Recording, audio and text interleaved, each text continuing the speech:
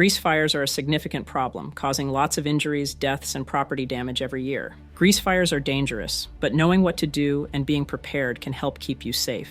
Cover the flames, use a metal lid or cookie sheet to put out the fire and let it cool down. Turn off the heat. Immediately stop cooking by turning off the stove or oven. Use baking soda or salt.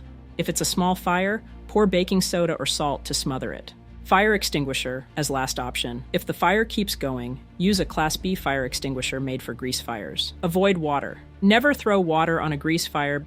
Don't move the pan. Leave the burning pot or pan where it is. Don't try to move it outside. Use the right stuff. Baking soda or salt works better than other household items like flour or baking powder, which may make the fire worse.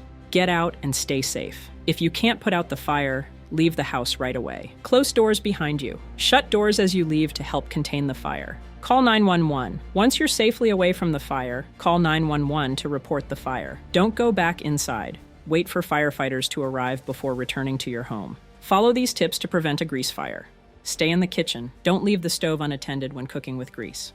Stay alert. Don't cook if you're tired or have been drinking alcohol. Keep flammable stuff away. Don't put anything that can catch fire near the stove. Handle food carefully. Dry food before putting it in hot oil and watch the oil temperature. Cooking times to be extra careful. Thanksgiving and Christmas are high-risk times for kitchen fires. So remember these important safety and prevention tips during the holiday festivities.